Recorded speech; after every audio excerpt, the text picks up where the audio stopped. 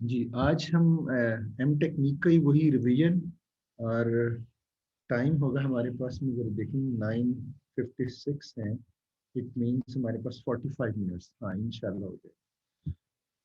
जी, आप वैसे M technique को ऑलरेडी देख चुके हैं, समझ चुके हैं। बस उसमें दो तीन बातें और बताने वाली हैं, वो ऐड कर देंगे तो ये एम टेक्निक आज कंप्लीट हो जाएगी इंशाल्लाह। सर मेरा एक क्वेश्चन था। सॉरी, दोबारा से बताएं, आपकी आवाज़ कटी है। सर मेरा एक क्वेश्चन था कि मतलब क्विज़ जो से हैं वो आप मतलब सारे काउंट करेंगे कि कुछ छोड़ देंगे अंदर से? मैंने बेस्ट 5 कहा है, अभी थोड़ी देर पहले कहा है, बेस्ट 5। ठीक है। Okay sir. और देखते हैं 7 to 8 क्विजेस, तो 7 तक तो हो ही जाएंगे। 2 का मार्जिन दे देंगे, असाइनमेंट सारी होंगी। अच्छा, तो एम टेक्निक के बारे में बात कर रहे थे। को एम टेक्निक में आप प्रीवियस लेक्चर में देख चुके होंगे, इसके रूल्स भी देख चुके होंगे, कॉन्सेप्ट भी क्लियर हो चुका होगा, और आपको पता चल गया होगा कि आर्टिफिशियल वेरिएबल्स क्यों यूज किए जाते हैं। और हमने मिनिमम ऑब्जेक्टिव केस किया था, और इस केस में एक तो हम मैक्सिमम ऑब्जेक्टिव फंक्शन केस ले रहे हैं। खैर, ये तो कोई इतना डिफरेंस नहीं होगा, क्योंकि जिस तरह से सिंपलेक्स मेथड में हमने मैक्सिमम और मिनिमम दिया था, इतना ही डिफरेंस यही है इस केस में। हाँ, जहाँ तक डिपेंड करता है मॉडल का, तो इसमें ये देखें, लास्ट कंस्ट्रेंट ये किस टाइप की है? इक्वल। इट मींस यहाँ इक्वल पे टू ये की है सर। इक्वल इक्वल के। To.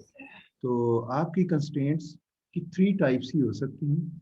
Less than equal to हो सकती है, ग्रेटर देन इक्वल टू हो सकती है, और थर्ड टाइप है इक्वल टाइप, इक्वल हो सकती है।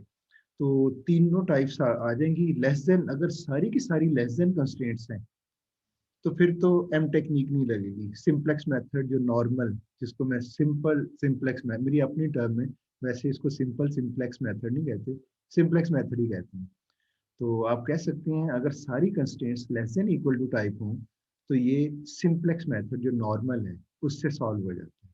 लेकिन अगर एक भी constraint greater than equal to हो, तो एम टेक्निक लगे। या ये भी कहा जा सकता है, अगर एक, या आप देखें आपके मॉडल में अगर कहीं greater than equal to constraint नजर आए एक भी, एम टेक्निक।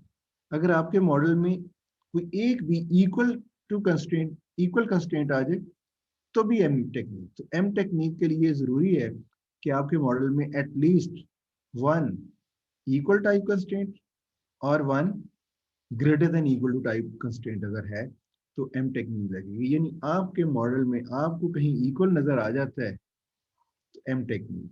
कोई एक भी ग्रेटर देन इक्वल टू नजर आ जाता है, एम टेक्निक। सारे के सारे ग्रेटर देन है, एम टेक्निक। जी, क्लियर हो गया पॉइंट? सर बताइएगा एक जल्दी। ऐसा भी तो हो सकता है, एक ग्रेटर देन इक्वल हो, लेस देन इक्वल हो, और एक सिर्फ इक्वल हो। हाँ, आपने सिर्फ देखना है कम से कम एक, आपको ग्रेटर देन इक्वल टू और इक्वल अगर कहीं नजर आ जाता है एक भी, मैंने तो एक की बात कर रहा हूँ ना। देखें, आपकी कंस्ट्रेंट या तो लेस देन इक्वल टू होगी सारी, वो चीज एक्सेप्टेड कर दें। दूसरी, अगर इसके अलावा कोई भी केस है, तो एम टेक्निक इस तरह से ले लें स्टेटमेंट। फॉलो किया पॉइंट को? जी, बताइएगा, फॉलो किया point? Yes sir. Yes sir. यानी आपको मॉडल के अंदर अगर सारी constraints less than equal to नहीं है, तो एम टेक्निक ऐसे कह लें इसको। तो मेरा कहने का मतलब है, इसमें देखिए एक इक्वल है, एम टेक्निक से होगा।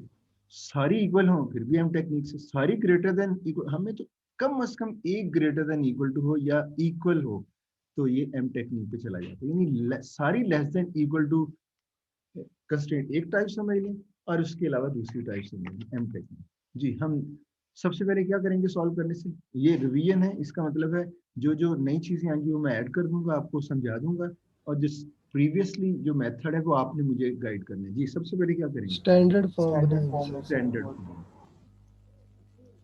ये मॉडल है आपका, ये देखें सारी लेफ्ट साइड पे ले गए चीज, स्टैंडर्ड फॉर्म में आ गया। ये इधर +S1, ये देख लीजिएगा, ये लेस देन है, इधर भी +S2। यस, ये इक्वल है, ये तो ऑलरेडी इक्वल है, इधर तो कुछ भी नहीं करेंगे। ये एक नई चीज थी। Yes sir. तो अब अरेंजमेंट किस तरह से करनी है कॉलम की वो जहन में रखिएगा। x1 कॉलम, क्योंकि इधर दूसरे में x1 नहीं है, तो x1 कॉलम एक ले लें, x2 एक ले लें, s1 और s2 दूसरा। कॉलम अरेंजमेंट आपने खुद से करनी है, ये कैसे होगी। तो यहाँ तक कोई इश्यू तो नहीं है सर। अगला स्टेप क्या होगा, एज्यूम क्या करेंगे। सर बेसिक सर बेसिक और नॉन बेसिक, उसके बाद फिर सॉल्यूशन लिखेंगे। नहीं नहीं, अभी टेक्निकल टर्म्स में बताए कि जो मैंने कहा, कितने वेरिएबल्स को अज्यूम करेंगे। डिसीजन वेरिएबल्स को नॉन बेसिक Zero. हाँ जीरो, Yes. राइट। ये देखिए x1 x2 को जीरो आपने नॉन बेसिक एज्यूम किया।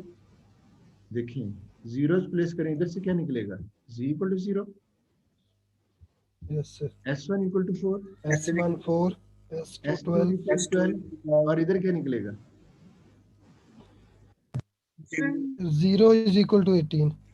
0 इक्वल टू 18। तो बताएं ये कुछ सेंस बनती है इसकी,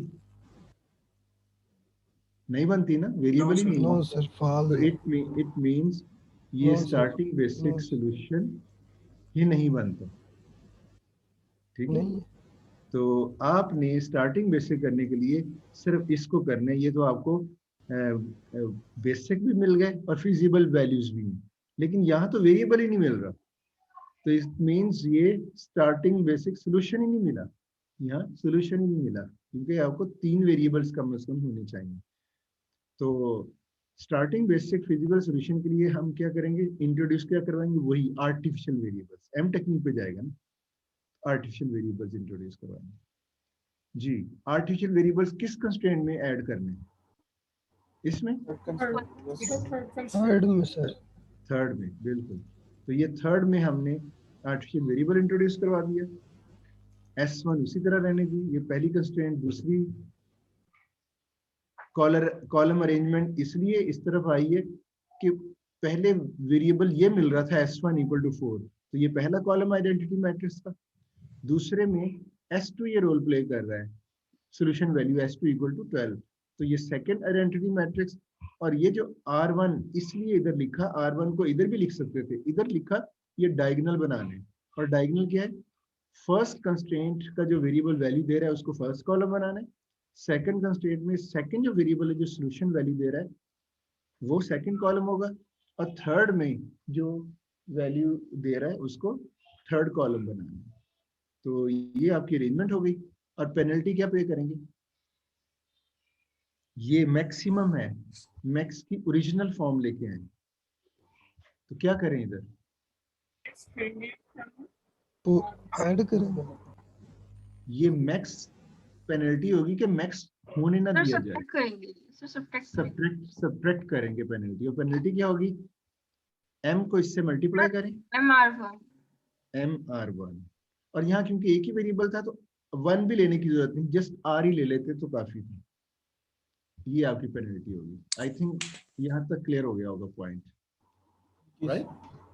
और इसको स्टैंडर्ड फॉर्म में लेके आके इधर इस साइड पे ले आएंगे, ये सारे साइन चेंज होने के -3x1 -5x1 प्लस MR1। तो ये मैं पेनल्टी इसकी ना ओरिजिनल फॉर्म में लेके आता हूँ ताकि पता चले, याद रहने में आसानी हो कि मैक्स के साथ सब्ट्रैक्शन आएगी। फिर स्टैंडर्ड फॉर्म में जब इधर लेके आएंगे तो इधर प्लस आ चुका होगा। तो आपके वेरिएबल्स हो गए 2 आपके डिसीजंस, 2 स्लैक और 1 आर्टिफिशियल वेरिएबल। कोई इशू तो नहीं यहाँ तक, बताइएगा। No sir. अब आपने स्टार्टिंग बेस से कभी निकालना है, उसमें किसको एज्यूम करना था ये मैं इधर लिखना शायद भूल गया। आपके हाँ यही होंगे, क्यों, जो सॉल्यूशन वैल्यूज दे रहे हैं उनको जीरोस नहीं करना। आप देखें ये S1 4 यही देना, इसी ने देना था सॉल्यूशन वैल्यू, तो x1 और x2 ही 0 होंगे। S1 4, S2 12, और थर्ड क्या होगा, R1 थर्ड क्या है, R1 18। R1 equal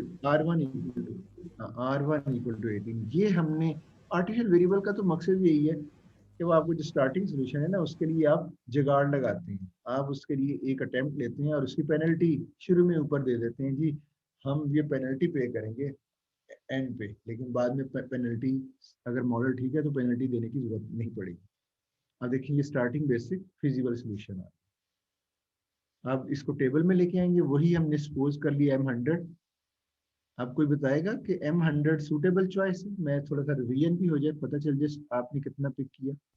yes sir, yes sir suitable है। सूटेबल है। Yes, sir. सूटेबल है। यस सर, सूट हाँ, आप 1000 ले सकते थे, नो प्रॉब्लम। सूटेबल। 100 इधर डेटा को देखते हुए लग रहा है कि ये 100 है। जाहिर है आप ऑपरेशन रिसर्च टीम तो नहीं है। अगर वो रियल आप मॉडल भी आपने खुद बनाया हो तो फिर आप ज्यादा बेहतर तरीके से डिसाइड कर सकते हैं कि ये 100 होगी या क्या होगी, यानी बिग वैल्यू होनी चाहिए। और मैं आपको एक चीज इस स्लाइड में भी लिखना भूल गया हूँ, वैसे बताना भी, इस पूरे मेथड को बिग एम मेथड भी कहते हैं।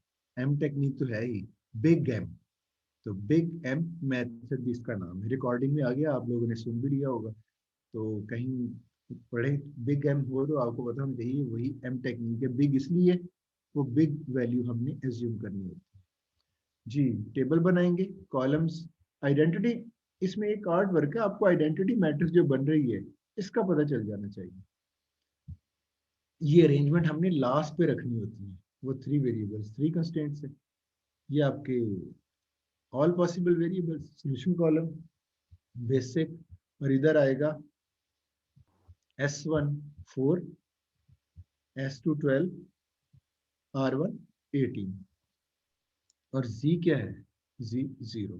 तो डेटा अगर प्लेस करें, इधर बताएं क्या आएगा? So -3, -3, -5, -5,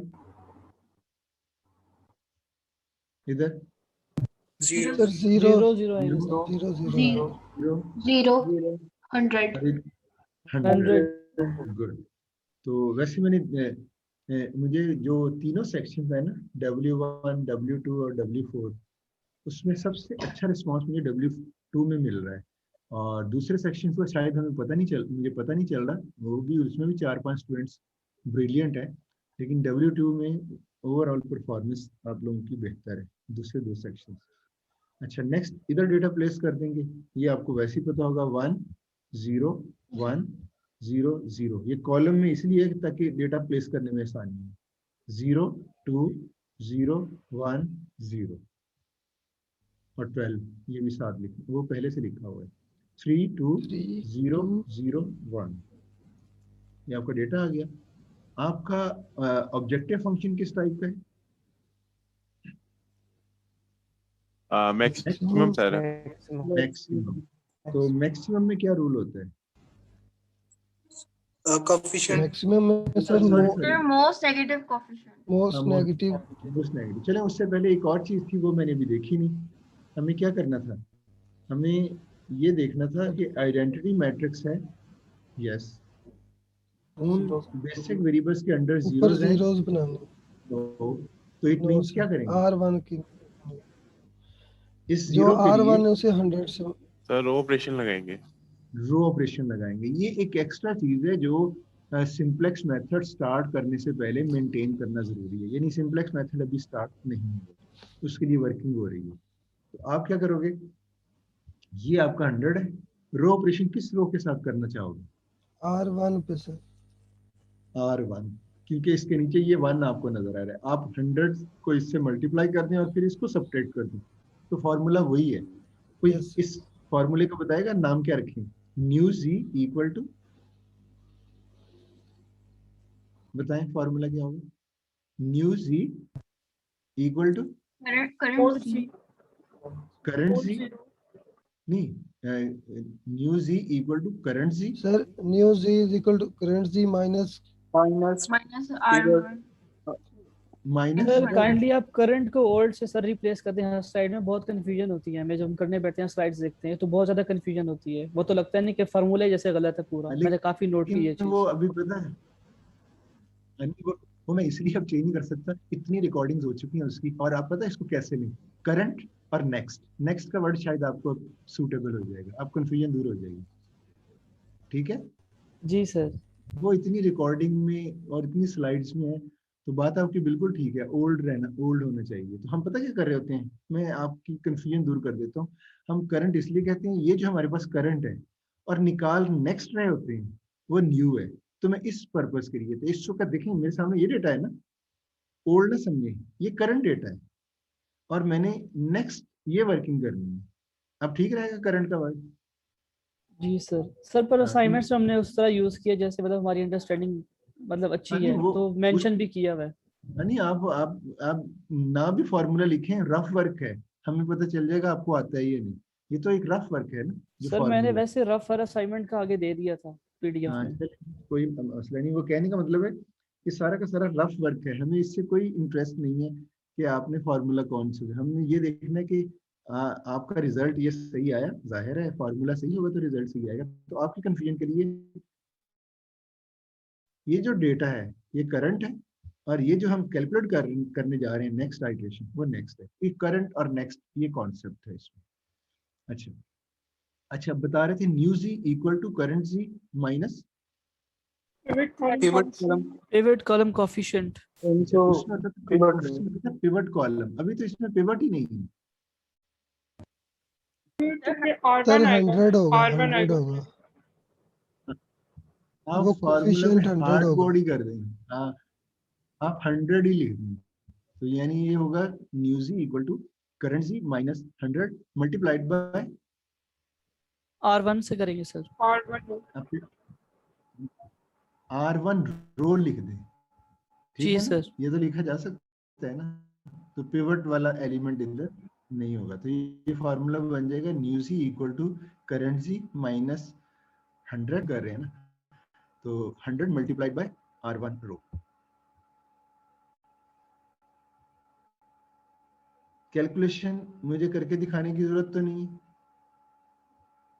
No, sir. बताइए। नो सर, तो कैलकुलेशंस नहीं कर। ये हाँ इधर मल्टीप्लाई कर दें, मैं वैसे ही रिकॉर्डिंग आ जाए।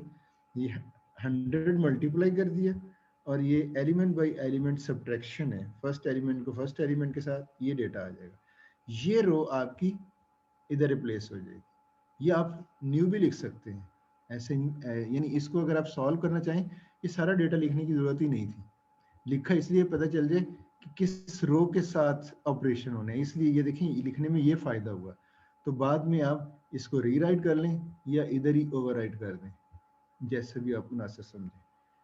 ये आपका डेटा आ गया। अब आपका z माइनस 1800 फिक्स हो चुका है, और ये देखें आपकी ये आइडेंटिटी मैट्रिक्स भी और जीरोस भी। कोई इश्यू तो नहीं यहाँ तक? No no sir. सर।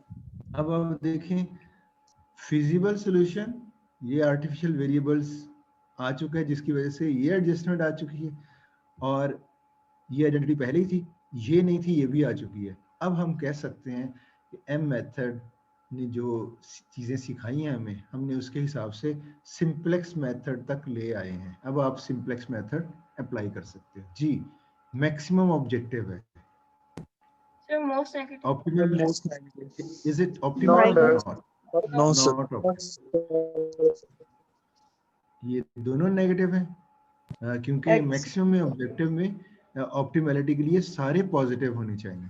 ये स्टूडेंट्स अभी भी इसमें कंफ्यूज होते हैं। अब तो मेरे ख्याल में इतनी दफा आ चुका है,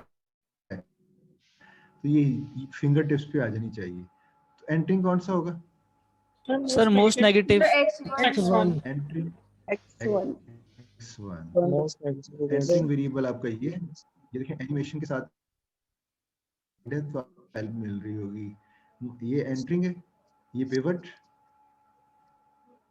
X1 एंटर्स, साइड पे लिख दें। अब क्या होगा?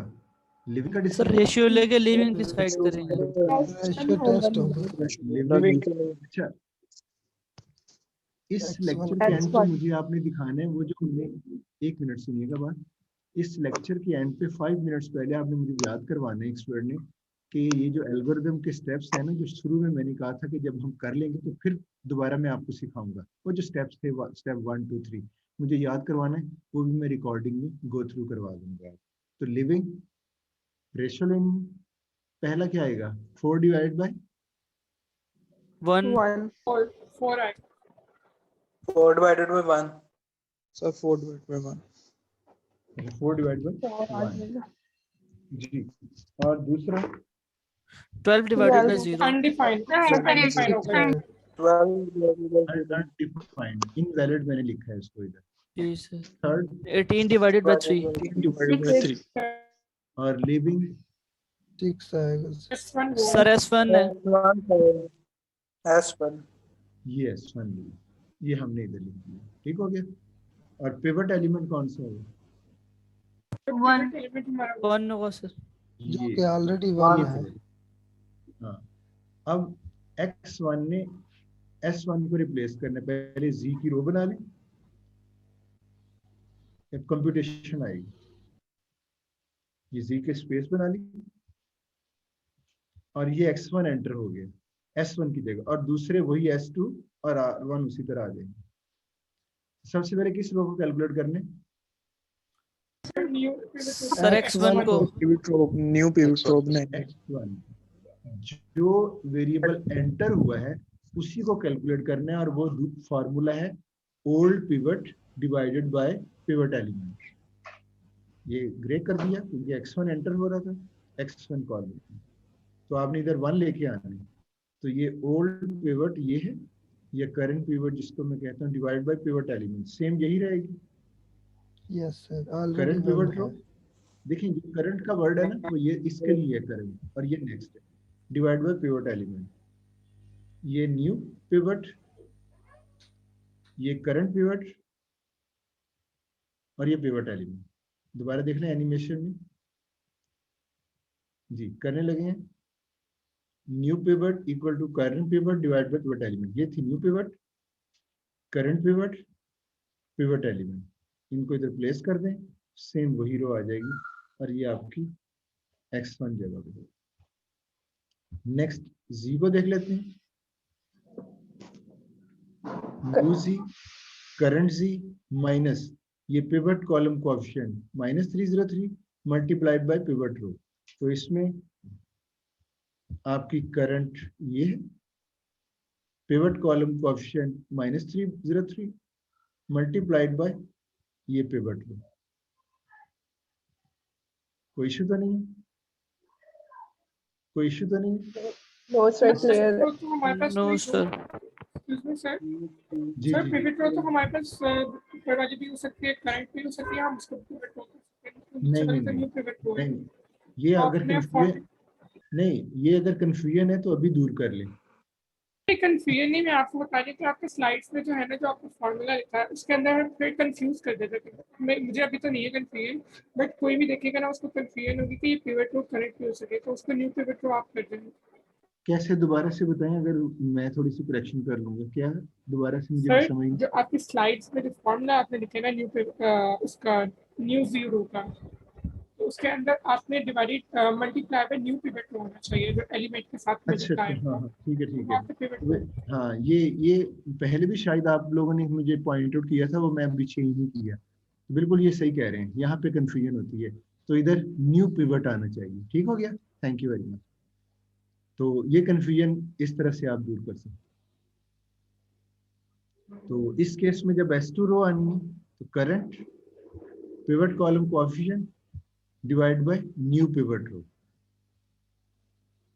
0 के साथ मल्टीप्लाई वही सेम रहेगी। ये इधर आ गया। नेक्स्ट इधर 0 लेके आना है, new R1 equal to current R1 minus pivot column coefficient 3 multiplied by new pivot row. अभी असल में पता क्या, इसको अगर चेंज भी करें ना तो इतनी स्लाइड्स में ये होगा, चेंज करनी पड़ेगी। तो खैर ठीक है, आप अपने तौर पे इसको देख लें। ये आपके पास कैलकुलेशंस आ गई, ये रिजल्ट आ गया। अब नेक्स्ट क्या होगा, यहाँ तक कैलकुलेशन कर चुके हैं, क्या देखेंगे? सर ऑप्टिमल फिर टेस्ट करेंगे इसका। नहीं, सर ऑप्टिमलिटी जीरो से में पहले नॉन देख लें बेसिक की वैल्यू कैलकुलेशंस नहीं, उससे पहले ये देख लें कि कैलकुलेशंस में तो नहीं गलती हुई। वो ये है सर आइडेंटिटी चेक करेंगे हम मैट्रिक्स इनकी। मेंटेन हो रहा है, ये देखना। यस आइडेंटिटी बेसिक कॉलम के वेरिएबल्स के कंस्ट्रेंट सेक्शन में आइडेंटिटी मैट्रिक्स चेक करेंगे और उनकी जीरो में ऊपर जीरो वाला चेक करेंगे। बिल्कुल ऐसी कंस्ट्रेंट सेक्शन में पहले देखते हैं x1 पहला है तो आइडेंटिटी मैट्रिक्स का फर्स्ट कॉलम होना चाहिए। देखिए 1 0 0, और साथ ही हम देख लें कि इसके जी में, जीरो के अंदर जीरो होना चाहिए। फिर S2 सेकंड है, तो identity matrix second element S2 के अंदर, ये S2 0 1 0। R1 थर्ड है ये, और ऊपर भी जीरो है, ये भी जीरो है। तो इट मींस कैलकुलेशंस आपकी ठीक है। हाँ, अब जो एक स्टूडेंट ने कहा था कि ऑप्टिमलिटी चेक करनी है, क्या ऑप्टिमल है? No sir. No. Reason? Sir क्योंकि दोनों सर एक X2 positive है और एक नेगेटिव है। negative है। X2 negative. अब मैं वो जो बच्चों वाला मेथड हम छोड़ देते हैं। पहले तो था ना कि एक एक चीज बतानी होती थी। अगर आप समझ गए हैं तो यहीं पे सीधा लिख दें X2 एंटर, R1 मैं जल्दी से कर रहा हूँ, R1 लीव। R1 कैसे पता चलेगा? ये मैंने डायरेक्ट लिख दिया। रेशियो टेस्ट करेंगे। रेशियो टेस्ट करके दिखाया नहीं, तो वैसे ही कर दिया। आप सिर्फ उसको समझ लें, टाइम सर से। वैसे ही पता चल रहा है कि वो 0 से पहले तो अनडिफाइंड हो जाएगा, दूसरा 2 से ये डिवाइड करेंगे अनडिफाइंड, 6 आ जाएगा, देखें ये तीसरा अनडिफाइंड, 3 आ ये जाएगा। 6 और ये 3, तो ये R1 लीव कर देगा। ठीक है, अब मेरे ख्याल में कैलकुलेशंस मैटर नहीं करती।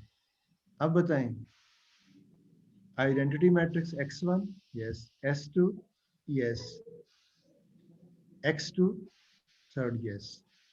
तो इसका मतलब एंट्रीज ठीक है। अब आप देखेंगे ऑप्टिमल है या नहीं? नहीं है। अभी भी नहीं है। अच्छा, अभी मैंने आपको जितने भी क्वेश्चन दिए हैं उसमें 2-3 आइट्रेशन से आगे नहीं गया। तो मैंने एक क्वेश्चन ऐसा लिया जिसमें आइट्रेशंस इंक्रीज हो जाए, ताकि कहीं कोई स्टूडेंट माइंड, ऐसे भी स्टूडेंट होते हैं, हम आपकी बात नहीं कर रहे हूँ, आप लोगों की, तो हम एक्सपीरियंस में आया है कि ऐसे भी साइंस स्टूडेंट्स होते हैं जो समझ लेंगे कि हर प्रॉब्लम 3 आइट्रेशन में ही सॉल्व होना है। तो इसलिए मैंने ये प्रॉब्लम रिकॉर्डिंग में ले आया है। आपकी आइट्रेशन इसमें 4th आइट्रेशन में जाके ये ऑप्टिमल होता है। आपने उस वक्त तक चलते रहना है जब तक ऑप्टिमल नहीं हो जाता। अगर आपकी आइडेंटिटी मैट्रिक्स आ रही है यानी, तो समझने टेंशन नहीं, आप चलते जाएं, बेशक ये 20 आइट्रेशंस ले ले। तो आपके कई ऐसे प्रॉब्लम है जो 20 30 आइट्रेशंस तक भी जाके ऑप्टिमल होते हैं। तो इसका वो टेंशन नहीं लेनी। तो मैंने वो आप लोगों के भी ये अगली आइट्रेशन पे कह रहा हूँ ऑप्टिमल नहीं है। किसकी वजह से? इसकी वजह से। अगले पेज पे ले गया हूँ मैं। S1 एंटर हो रहा है और लीव कौन सा होगा? 4 2 इनवैलिड, 4 2 इनवैलिड, ये लीव होगा। सीधा देख लिया ना मैंने इससे। ये देखें एंट्री, तो सीधा मैंने जब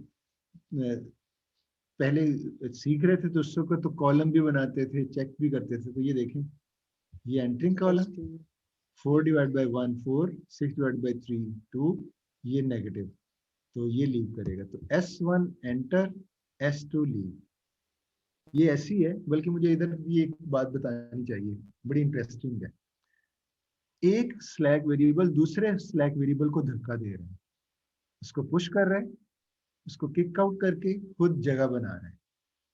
तो कहीं किसी वक्त ऐसा हो सकता है कि आपकी कोशिश पता क्या होती है, इधर बेसिक वेरिएबल्स जो डिसीजन वेरिएबल्स है ना, वो इधर से आए। यही कोशिश होनी चाहिए ना आपकी। बताइएगा, इस फॉलो करें इस पॉइंट को। Yes, sir. आपकी यानी आपको स्लैक वेरिएबल आउट होता है तो कोई हर्ज नहीं। अगर कोई यहाँ से डिसीजन वेरिएबल आउट होके स्लैक आता है तो तकलीफ होती है। इस पॉइंट को समझे आपने? Yes sir. माइंड करने वाली बात है ना, Yes, कि आपके सॉल्यूशन में जो डिसीजन वेरिएबल है वो किक आउट हो गया, यानी नॉन बेसिक बन गया, और उसकी जगह पे स्लैक ले रहा है। लेकिन आपने माइंड नहीं करना। क्यों? ये इसकी इंटरनल डिटेल में मैं नहीं जा रहा। आपने ट्रस्ट करना है सिंप्लेक्स मेथड को, वो जो भी कर रहा है ठीक कर रहा है। आपकी ख्वाहिशात के मुताबिक हो या ना हो, वो अपने रूल्स को सही कर रहा है। तो इसलिए आप कभी कभी देखोगे इधर कि इधर डिसीजन वेरिएबल्स लीव कर जाएगा और कुछ स्लैक आ जाएगा। तो शुरू में जब हम स्टूडेंट थे हम कहते थे ये क्या हो रहा है, स्लैक को आउट होना चाहिए था। तो जब एक्सपीरियंस से ये चीजें पता चली, वही एक्सपीरियंस से मैं आपको बात बता रहा हूँ। कौन सा लीव कर रहा है, कौन सा एंटर कर रहा है, आपने वो टेंशन नहीं लेनी। वो रिस्पॉन्सिबिलिटी सिंप्लेक्स मेथड की है, उसको करने दें उसका काम। और एक और इंटरेस्टिंग बात हमारे एक्सपीरियंस में ये आया कि देखें फर्स्ट की x2 एंटर हो गया, पिछली दफा हुआ था ना x2 एंटर, तभी इधर आया हुआ है ना। अगली आइट्रेशन में हो सकता है ये लीव कर जाए, यानी पहले एंटर हुआ, बेसिक बन गया, फिर लीव कर गया। वो एंटर और लीव क्यों हो रहे हैं, वो तो इस साइन की वजह से हो रहे हैं, और सिंप्लेक्स मेथड गाइड कर रहा है उसको। तो आपने ये भी परेशानी हो ना कि एक अगर डिसीजन वेरिएबल इधर आ गया, पहले एंटर हुआ और अगली आइट्रेशन में किक आउट हो गया, आपने किसी चीज को सिर्फ परेशानी होना, जो कुछ हो रहा है हाँ बाय रूल होना चाहिए कि इधर ऑप्टिमलिटी अभी अचीव नहीं हुई, उसकी अचीवमेंट अचीव करने के लिए फिर अगर ऐसा हो रहा है तो होता जाए। तो बाज़ दफा एक प्रॉब्लम मुझे याद है मेरी स्टूडेंट लाइफ में 13 आइट्रेशन में वो सॉल्व हुआ था। उसमें एक वेरिएबल 2-3 दफा एंटर आया, बेसिक बना, और 1-2 दफा लीव भी कर गया। तो उस वक्त हम थोड़ा सा कॉन्शियस हो जाते थे कि ठीक है या नहीं। उस वक्त तो हम मैन्युअली सॉल्व कर रहे होते थे, तो टूल्स नहीं होते थे, तो हम परेशान होकर छोड़ देते थे। लेकिन फिर बाद में पता चलता था एक दफा कहा इसको जरा सॉल्व तो करके देखो, तो एंड पे सॉल्व किया तो वो सॉल्व हो गया। तो फिर अब तो टूल्स आ चुके हैं, तो अब तो आराम, बल्कि टूल्स है, मैं आपको एक और मेथड बताऊंगा। हम एक्सेल शीट पे भी ये प्रॉब्लम सॉल्व कर सकते हैं। ये जो कैलकुलेशन आप हाथ से कर रहे हैं, कैलकुलेटर यूज कर रहे हैं, तो आप एक्सेल शीट के फॉर्मूलाज को यूज कर सकते हैं। लेकिन एग्जाम में तो आपको हैंड रिटन देना होगा, ये अपने तौर पे कि आप क्वेश्चन ठीक कर रहे हैं या गलत। तो बल्कि ऐसे करें, आप मेरा टाइम ना ज़ाया करें इसमें कि मैं आपको लेक्चर पे वो चीज़ सिखाऊं। आप ना वो, मैं आपको एंड पे वो भी दिखाता हूँ यूट्यूब लेक्चर, कि वो मैंने ऑलरेडी वो मेथड बताया हुआ है आपकी अपनी सहूलत के लिए, अपनी कैलकुलेशन के लिए। लेकिन आपने कभी भी एक्सेल शीट का, अगर मैं आपको क्विज देता हूँ या असाइनमेंट देता हूँ, एक्सेल शीट का आंसर नहीं मुझे चाहिए, वो एक्सेप्टेबल नहीं है। लेकिन आप अपने तौर पे आपको एक मेथड पता चल जाएगा कि आप देखिए आप हाथ से कर रहे हैं, एक आइट्रेशन में आपको 10 मिनट लग रहे हैं, एक्सेल ने 1 मिनट में वो एक आइट्रेशन सॉल्व कर देंगे। तो कम से कम एक क्वेश्चन आप 10 मिनट में या 5 मिनट में सॉल्व हो सकता है। सॉल्व सिर्फ टैली करने के लिए आप ये कर सकते हैं। तो मुझे ये भी चीज़ याद करवाइएगा, मैं एंड पे आपको एक्सेल शीट का रेफरेंस दूंगा, आप यूट्यूब लेक्चर को देख लीजिएगा, आप इंजॉय करेंगे, क्योंकि देखो ये तो मसला ही हल हो गया। तो चलें नेक्स्ट आते हैं। अभी मैं एक चीज पता चल गई आप लोगों को, कोई एंटर हो रहा हो, कोई लीव हो रहा हो, कोई एक दफा एंटर हुआ फिर लीव, वही लीव हो गया, फिर एंटर हो गया, फिर लीव हो गया, तो हमें उससे कोई कंसर्न नहीं है। हमें देखना है कि हमारी कैलकुलेशंस गलत ना हो। ये फॉलो किया इस पॉइंट को? Yes sir. Yes sir. तो अभी देखें नॉन ऑप्टिमल S1 एंटर हो रहा है, ये सिर्फ कैलकुलेशन दिखा रहा हूँ, ये न्यू पिवट रो। जी बताइए, ऑप्टिमल आ चुका है या अभी भी non optimal? Yes sir, optimal. Yes sir आ चुका है ऑप्टिमल अभी। है। ऑप्टिमल आ चुका है। इसका मतलब है आंसर क्या है? आंसर मैंने कहा था सारे वेरिएबल्स भी लिख सकते हैं, ये कम से कम डिसीजन सारे लिखे। तो मैं x1 2, मैंने इधर x2 6, हाँ 2 ही वेरिएबल थे, और s1 2, और ऑब्जेक्टिव वैल्यू 36, ये मैक्सिमम है। ये 0 से देखें इंप्रूव होते। अभी मैं आपको वो भी दिखा देता हूँ, इस एंगल से भी क्वेश्चन को देखना सीखें। -1800 से स्टार्ट हुआ, इंप्रूव कर रहे हैं, 27 हो गया, 27 से अगली आइट्रेशन में 36, और 36 से ऊपर नहीं जा रहा, सिर्फ जी को दिखा रहा हूँ। जी कितना टाइम रहता है बताइएगा? अभी है हमारे पास अच्छा खासा sir time. 16 minutes. Very good. तो कौन सा क्वेश्चन आपका, ये एम टेक्निक कंप्लीट हो चुकी है, और मेरे ख्याल में आपको समझ भी आ गई होगी, फिर भी मैं पूछ लेता हूँ, कितने लोगों को समझ आई? जरा हैंड रेज कर दीजिएगा प्लीज।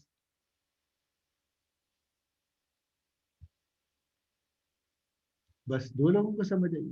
अच्छा, आ रहे हैं, वो कह रहे हैं ना रिजल्ट आ रहे हैं इलेक्शन के, जैसे वो आरटीएस सिस्टम का क्या था, वो स्लो हो गया था, वो नहीं आ रहे हैं रिजल्ट्स। अच्छा, कुछ लोगों के अभी भी, मेरे ख्याल में कुछ लोगों को, जिन लोगों को समझ नहीं आई वो क्वेश्चन कर सकते हैं, इन लोगों को समझ। सर रो ऑपरेशन की समझ नहीं आई थी, वो जब बता रहे थे कि सिंप्लेक्स मेथड से पहले शुरू होता है। सॉरी दोबारा से बताएं क्या? रो ऑपरेशन की? रो ऑपरेशन की सर। कौन सा रो ऑपरेशन? तो जो शुरू में कौन हम सा करते हैं है? अब सर, वो जो क्वेश्चन शुरू में करते हम करते हैं। सिंपलेक्स में मेथड करने से। अच्छा, शायद ये आर्टिफिशियल कह रहे हैं वो उनसे ठीक है, मैं समझ वेरिएबल गया, ठीक है, समझ गया। आप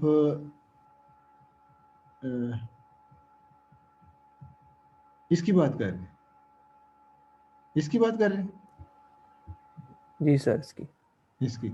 अभी देखें, हमने इधर जीरो लेके आना है। चलो फॉर्मूले को छोड़े, इधर जीरो कैसे आएगा, किस रो के साथ?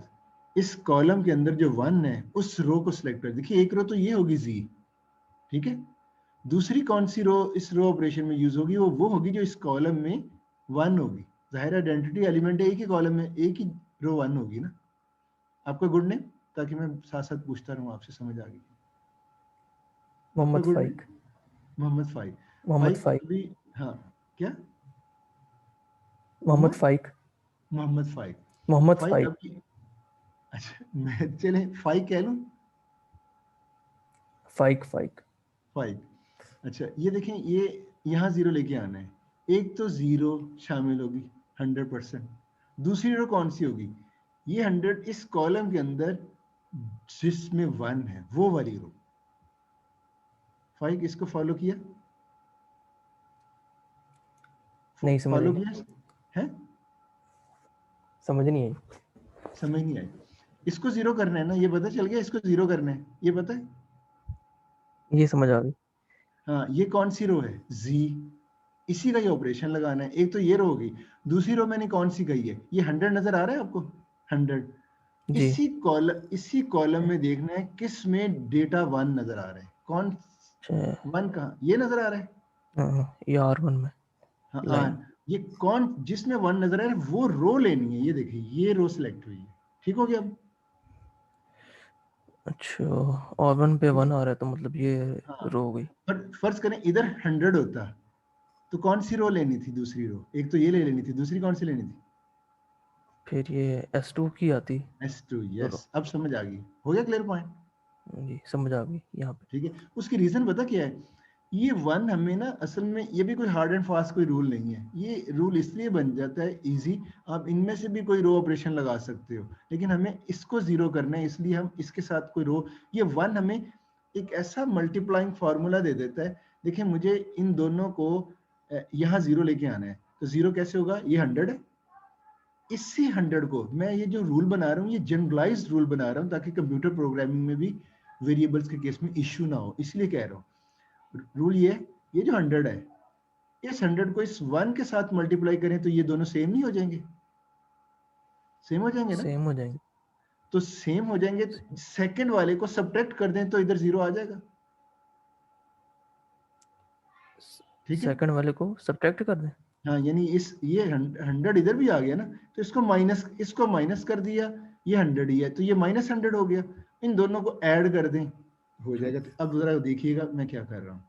ये देखिए, जब मैं इसको ले रहा हूँ तो मैं पूरी ये रो ले रहा हूँ, करंट 0, क्योंकि ये इसमें 100 आ जाएगा, करंट 0 माइनस यहाँ पे कौन सा लेना है? ये वो वाला कोएफिशिएंट लेना है जिसके लिए हम 0 करना चाह रहे हैं। ये 100 आ गया, मल्टीप्लाई पे कौन सी रो? ये 1 वाली रो। अब फॉर्मूले की नेचर का पता चला? ठीक है, करंट तो 0। आपने ये जो 100 जिसमें है उसको करंट 0 लेना है, और माइनस वो बता दिया मैंने क्यों माइनस किया, कि उसको 0 लेके आना है। ये वो कोएफिशिएंट लेना है, और रो कौन सी मल्टीप्लाई करनी है? जिसके नीचे 1 है, ये R1। अब आप ये करंट 0 पूरी की पूरी उठा ली, -3 -5 0 0 100 0, ये आ गई, माइनस 100 ये, मल्टीप्लाई बाई R1 रो। अब ये देखिए ये रो उठा, अब ये सही। आपको 100 आए। उम्मीद है आपको समझ आ गई होगी। और कॉन्सेप्ट यही है, वो जो फॉर्मूला मैंने बनाया उसको फॉर्मूला ना समझे, उसको ये समझे एक रो ऑपरेशन लगाना है और उधर 0 लेके आना है। कैसे लेके आना है? तो मैंने जो वे, आप भी कोई और रो के साथ भी ऑपरेशन कर सकते हो, लेकिन मैं जो मेथड बता रहा हूँ वो जनरलाइज्ड वे है, उसी को अडॉप्ट करें, क्योंकि बाद में इस सिंपलेक्स मेथड को किसी ना किसी ने कंप्यूटराइज सोल्यूशन इसका लेना है, तो वहाँ जनरलाइजेशन चलती है। जी हो गया क्लियर पॉइंट? जी और कोई ठीक है स्टूडेंट? सर। जरूर क्वेश्चन किया करें, हम मुझे ऐसे स्टूडेंट्स को भी पूछना है जिन लोगों को समझ नहीं आ रही। ये जो 4-5 मेरे साथ इंटरेक्ट कर रहे हैं, सिर्फ उनको क्लास नहीं हो रही, सबके लिए क्लास हो रही है। तो हेजिटेट ना करें। जिस किसी को छोटा सा पॉइंट भी समझ नहीं आता उसको डिस्करेज नहीं किया जाएगा, इनकरेज किया जाएगा। बेशक आप हम इतना आगे जा चुके हैं फिर भी आप मुझे क्वेश्चन कर सकते हैं, सर ये S1 ऐड क्यों किया था, हालांकि बहुत दफा हो चुका है, फिर भी कर सकते हैं क्वेश्चन। आपकी कंफ्यूजन दूर करना ये हमारी हमारी ड्यूटी है। तो इसमें हेजिटेट ना करें, ये ना देखें कि जी बहुत आम सा क्वेश्चन करें दूसरे क्या सोचेंगे। जी और पार्टिसिपेंट ने भी हैंड रेज किया, जी बताएं। सर ये जो आपने R1 से 100 रिमूव किया था वो कैसे किया था? R1 से क्या कह रहे हैं सर R1 के नीचे से ना आपने मतलब 100 जो था वो, हाँ, ये हाँ ये ये वाला। ये ऐसे, ये देखें, ये फॉर्मूला बना लिया ना, ये करंट ठीक हो गया, यहाँ तक क्लियर है यस आपका सर। गुड ने? हाँ, ये माइनस ये 100 मल्टीप्लाइड बाय ये वाली लो। अब देखें ये 100 इधर से मल्टीप्लाई कर दिया सबको, ठीक हो गया, इश्यू तो नहीं यहाँ तक बताइए। No sir. नो। अब आप देखें इसमें ये जीरो कौन सा आएगा, ये वाला, ये है सेकंड लास्ट एंट्री, रो की ये लास्ट है, ये सेकंड लास्ट है। अब देखिएगा हमने इधर 100 ये वाला है, रो बाई रो ऑपरेशन है, माइनस सेकंड लास्ट एंट्री है, और सेकंड लास्ट एंट्री में इधर भी 100 आ गया और ये माइनस हो रहा है। जो हमने बनाया था इसी पर्पस के लिए बनाया था। तो element by element, first element को फर्स्ट एलिमेंट के साथ करें, ये आ गया, सेकंड को सेकंड एलिमेंट के साथ करें, ये रिजल्ट, थर्ड को थर्ड के साथ, ये रिजल्ट। ये मैंने कलर स्कीम के साथ लिखा हुआ है, डार्क ब्लू के साथ, ये डार्क ब्लू, ये डार्क ब्लू, 0 - 0 0। ये ब्राउन वो एंट्री है जो जिसके लिए हमने ये पूरा रो ऑपरेशन लगाया था। तो वो 100 ये है, माइनस ये 100 उस 1 के साथ मल्टीप्लाई होकर 100 बना हुआ है। तो ये 100 माइनस 100, ये 0 आ गया, ये 0 माइनस 1818। तो आप देखें ये सारी रो जो नहीं आई है मैं इसके ऊपर ओवरराइट कर रहा हूँ, ये 0 आ गया। पॉइंट क्लियर हुआ? Yes sir. अच्छा जी, और कोई क्वेश्चन करना चाह रहे हैं कोई? जी सर, जो क्विज आज हमारा होगा तो उसका टाइम सेम होगा और क्वेश्चन भी एक होगा? हाँ, क्वेश्चन एक होगा, टाइम मैंने और 1 आवर 30 मिनट्स रखे हैं, 1 आवर 30 मिनट्स। और सर हम इसमें रेफरेंस उसका दें आपको, उसके अंदर पिक्स बना के? नहीं, रफ देने की जरूरत नहीं, मैं आपको बताऊं आपने आंसर मुझे क्या चाहिए मैं आपको दिखा देता हूँ। जी सर।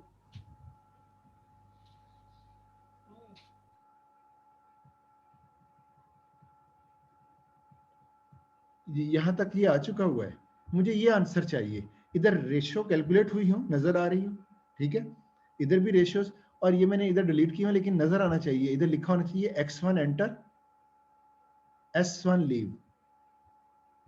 कौन सा एंटर हो रहा है कौन सा लीव, ये लिखा होना चाहिए, कौन सा एंटर कौन सा लीव। एक आइटरेशन आगे एक और आ रही है,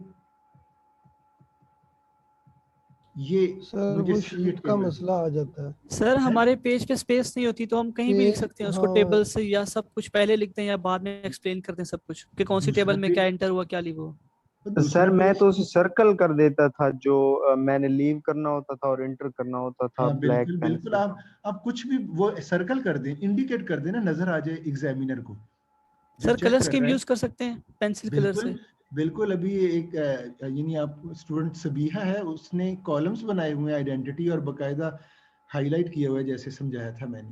तो आप अब मसलन आपने वो जो फॉर्मूलाज है ना उसकी डिटेल इसके अंदर नहीं लेके आनी, वो अपना रफ वर्क करें, दिखाने की भी जरूरत नहीं।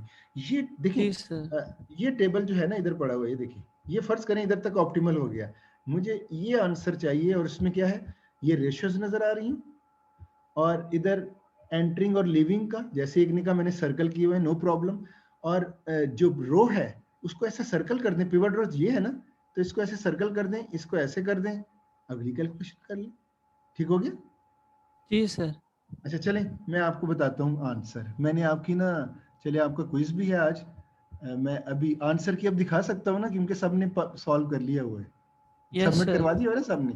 चलो जी मैं सर। आंसर की की दिखाता हूँ, और जिसने अभी भी अब भेजेगा तो वो आंसर की आउट होने के बाद तो किसी सूरत में भी उसको एंटरटेन नहीं किया जाएगा। ये मैं अभी आपको आंसर मैं उसको कैसे सॉल्व करता हूँ मैं वो दिखा रहा हूँ। ये अच्छा हो गया कि आंसर की आप सबके पास आ जाएगी, आपको पता चल जाएगा कि आपने सॉल्व कैसे करना है।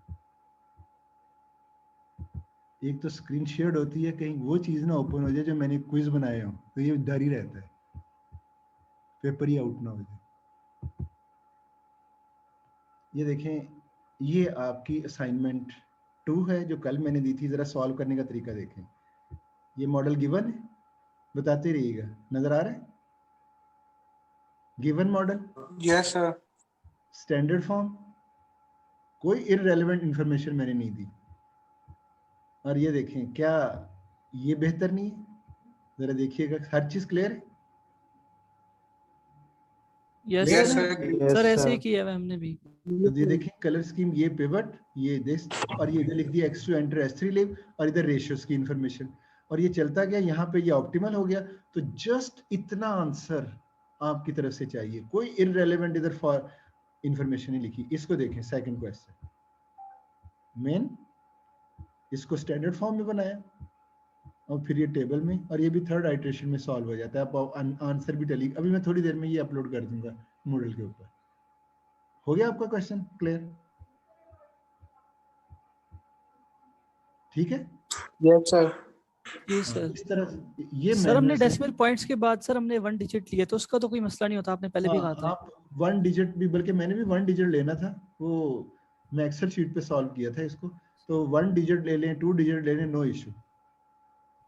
सर ये तो आप करें, आपके टीए का मैं क्या पता। एक तो नहीं टीए से बड़ा टीए डर लगता है सर, अब उनका फोकस पता नहीं किस चीज पे होता है। नहीं, और मेरे हर दफा टीए इख्तलाफात ही होते हैं वैसे टीए से, क्योंकि टीचर सेलेक्ट करते हैं उनकी मतलब उस बेस पे के बहुत पढ़ने वाले, उनकी ऑब्वियसली नॉलेज बुक्स तक महदूद होती है। मैं आपको है, मैं टीए को ना प्रॉपर, जब भी कोई चीज हो तो उसको गाइडलाइन देता हूँ, और टीएस को इंस्ट्रक्शंस होंगी कि डेसिमल प्लेसेस को कंसिडर नहीं करना। हमने बल्कि यहाँ तक इंस्ट्रक्शंस हैं, अगर किसी का सारा गलत है लेकिन कॉन्सेप्ट सारे ठीक हैं, तो सिर्फ 2 मार्क्स काटने हैं, 8 दे दें मार्क्स, अगर उसको एंटरिंग रेशियो हर चीज का पता है। तो वो आप टेंशन ना लें। टीएस आप क्लेम कर सकते हैं यार, वो दूसरे टीचर तो क्लेम नहीं मानते। सर मैं दूसरा क्लेम साल है सर यूएमटी में हमारा, सर ऐसे ही हो रहा है हमारे साथ, तो इसीलिए अब होता है कि सर हम मेरे भी साथ मेहनत करते हैं पूरा, जाके सर असाइनमेंट्स जरूरी करते हैं, नहीं है टीए हर कहीं से भी किसी के 0.5 साथ काट ले, कहीं हो से सर, 1 काट ले। जरूरी नहीं, देखें अब मेरे साथ पहली दफा इंटरेक्शन हो रही ना आपकी, तो आपको जी पता चल सर। जाएगा कि इधर थोड़ा सा जी डिफरेंट है। सर। अच्छा, अब मैं आपको 2-3 मिनट है, मैं एक्सेल को लेक्चर दिखा देता हूँ। आप यूट्यूब पे ना उसको अगर सीखना चाहें अपने तौर पे, तो आप देख सकते हैं। ये आ जाएगा प्लेलिस्ट, और मैं आपको लेक्चर, ये इस प्लेलिस्ट में मेरे वाले लेक्चर हैं और दूसरे, और देखते हैं। और हमने उस लाइन को इस रीजन के अंदर, ये लेक्चर, ये देखिएगा जरा, मॉड्यूल 3 सिंप्लेक्स मेथड 3.1.2, ये इम्प्लीमेंटेशन है यूजिंग एक्सेल। सर ये एलएमएस पे लेक्चर कर देंगे इसका आप? अच्छा, इसका चलें एलएमएस पे भी मैं लिंक दे दूंगा। वैसे मैंने, आप यूट्यूब थैंक पे यू सर। सीधे जाके 3.1.2 इम्प्लीमेंटेशन यूजिंग एक्सेल शीट, तो मैं थोड़ा सा जल्दी से गो थ्रू कर देता हूँ। आवाज जरा स्लो कर लेता हूँ, आपको नजर आ जाएगा कि देखिए कितनी आसानी से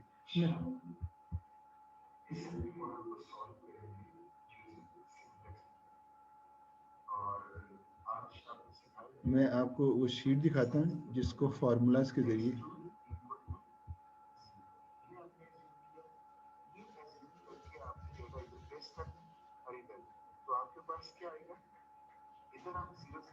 अभी डेटा प्लेस कर देते हैं, फिर रो ऑपरेशन दिखाते हैं।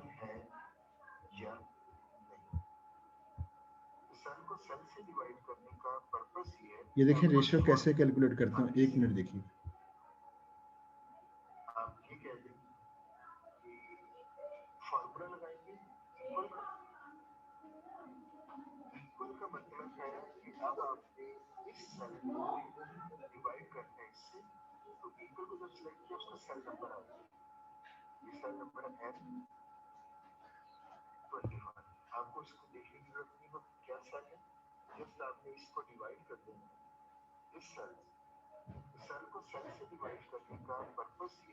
आपके पास फॉर्मूला आ गया solution column element divided by pivotal column element. तो ये फॉर्मूला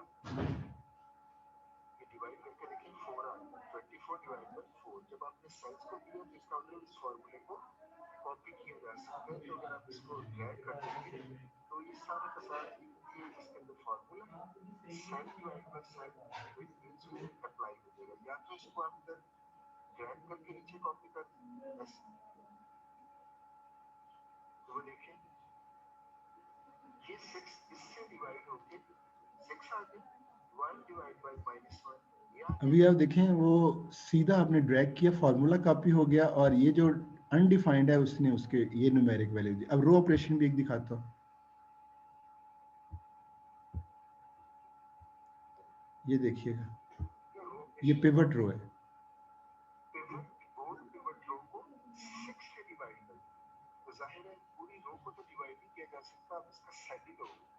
तो आप इसका ये सेल लेने के बाद जब आप सेल सेलेक्ट किए आप पूरी रो को ही ले रहे हो। ये ओल्ड पिवट रो को आपने सेलेक्ट कर दिया क्योंकि इस फॉर्मूले को आपने पूरी रो पे कॉपी कर दिया। तो एक सेल सेलेक्ट होने का मतलब आपने ओल्ड रो सेलेक्ट कर ली। फॉर्मूला होता है old row old pivotal row divided by pivotal element. तो ये जो है सेल नंबर ये ओल्ड पिवटल रो के तौर पे बिहेव कर रहा है और डिवाइडेड बाय इधर करें आप डिवाइडेड बाय पिवट एलिमेंट 6 है 6 को 6 के तौर पे व्हिच मींस ये आपका बना है। अब आपको ये फॉर्मूला पूरी रो के ऊपर कॉपी कर क्यों इस सेल में आप इस सेल को डिवाइड किया तो पिवट एलिमेंट 6 तो आपका वन आ गया। तो ये फॉर्मूला सेम यानी इस पूरी रो को 6 से डिवाइड करना था तो आप इस 4 को भी ये फॉर्मूला अगर कॉपी कर दें तो वो ऑटोमेटिकली सारी रो पे 6 डिवाइड हो जाएगा। तो आप इस फॉर्मूला को भी इधर से इसके अंदर फॉर्मूला ही आपको इधर नजर आ रहा होगा इस सेक्शन में। जब आप इसके ऊपर आओगे ना ऐसे सेल को सेलेक्ट करोगे तो फॉर्मूला नजर आ रहा होगा। इस फॉर्मूले को कॉपी कर दें ये है पिवट रो डिवाइड बाय 6। तो अगर आप इसको कॉपी करेंगे इसको ड्रैग कर दें इधर पकड़ के ये देखिए ड्रैग किसको करना है ये छोटी सी स्क्वायर नजर आ रहा है इसके ऊपर आए तो ये साइन चेंज हो जाएगा। इसको ऐसे पकड़ सर के क्लास लीव कर सकते हैं हमारी अगली क्लास? हाँ जो क्लास लीव करना चाहे कर सकते हैं। तो ये देखिए ये जिनकी नेक्स्ट क्लास है वो लीव कर जाएं और बस मैं 1-2 मिनट ही और दिखाऊंगा और जूम पे उनकी अटेंडेंस हो जाएगी। आपके पास पूरी रो 6 से डिवाइड होगी। दोबारा से बताता हूँ क्या करना है। आपने सिर्फ ये करना है जैसे ही एंट्री जो वेरिएबल है इस वेरिएबल के सामने इस कॉलम के सामने ये जो सेल लेना है यहाँ आपने 1 लिख दिया इक्वल लिख ली। ओल्ड पिवट ये न्यू पिवट रो है ओल्ड पिवट रो ये सारी है आप जस्ट इसका शेडेड वाला ही सेल ले लें डिवाइडेड बाय पिवट एलिमेंट ये पिवट एलिमेंट 6 ले एंटर हो गया। और इस फॉर्मूले को पूरी रो पे कॉपी करना है तो इसको ये जो स्मॉल स्क्वायर है इसके ऊपर लिखिए साइन चेंज हो जाएगा। इसको ड्रैग कर दें यहाँ तक कैलकुलेशन हो गई। इट मींस आपकी पिवट रो न्यू पिवट रो कैलकुलेट हो। दूसरी रो भी देख लेते हैं। दोबारा इधर करेंगे आपको ये रिपीट हो पूरी रो कैलकुलेट हो जाएगी। नेक्स्ट इसको मल्टीप्लाइड बाय हाँ ये जरा एक देखिए फिर वाइंड अप करें। S3 वाला ये सेल माइनस इस सेल के कंटेंट -1 मल्टीप्लाइड बाय ये जो पिवट वाला सेल है इसके साथ मल्टीप्लाई कर ये आपके पास आ गया। अगर आप फार्मूला इसका भी देखना चाहते हैं तो ये आपको फार्मूला मिल रहा होगा ऐसे देख भी सकते हैं फार्मूले को। इसके ऊपर कौन सा फार्मूला लगा हुआ है कि ये रो यानी सेल सिलेक्शन माइनस ये 1 मल्टीप्लाइड बाय ये पिवट कॉलम पिवट रो इस तरह ये और इस फार्मूले को ड्रैग कर दें सॉरी इसको अनडू कर दें यहाँ से इसको पकड़े देते हैं तो पूरी रो कैलकुलेट हो जाएगी। नेक्स्ट इसको लें। आई थिंक अब आप जी कुछ फॉलो किया इस पॉइंट को, कुछ थोड़ा बहुत समझ आ रही होगी। और अगर आपको फिर भी वो लेक्चर सुनने के बाद भी समझना है तो मैं 10-15 मिनट में आपको क्लास के अंदर भी ये स्कीम सिखा दूंगा, ठीक है जी।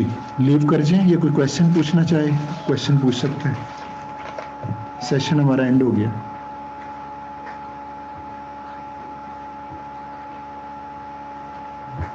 No issue.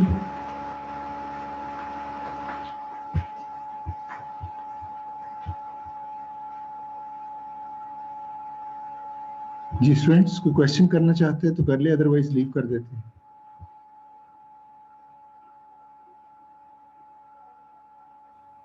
सर जो Okay, हमारा thank- टाइम है 8 बजे का सर, उसमें नमाज टाइम आ जाता है क्या 8 बजे? 8:15 सर, 8:15 नमाज टाइम होता है तो वो तो आप नमाज पढ़ लें, कोई मसला नहीं। उसमें मैंने बताया आपको, ये बता दूं आपका गुड नेम मैं आपको बता देता हूँ। अगर नमाज का है रियाज है। रियाज, मैंने ना उसमें क्वेश्चन रखा हुआ है टाइम का 1 आवर 30 मिनट्स हैं, लेकिन फिर भी आप 15 मिनट्स फर्दर भी लेके सबमिट करवाएंगे तो हो जाएगा। Cut off time 15 minutes extra है, ठीक हो गया। ठीक। आपने नमाज का कहा तो मैंने बता दिया, अदरवाइज स्टूडेंट्स को 1 आवर 30 मिनट्स ही नज़र आ रहे होते हैं, लेकिन आप 1 आवर 45 मिनट्स तक अपना सबमिट करवा सकते हैं, इशू नहीं होगा। उसको हम लेट नहीं कंसिडर, यानी आपका सबमिट हो गया तो वो लेट नहीं है।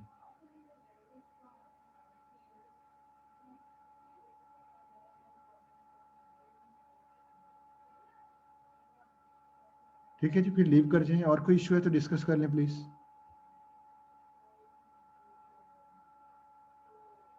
Okay, thank you very much.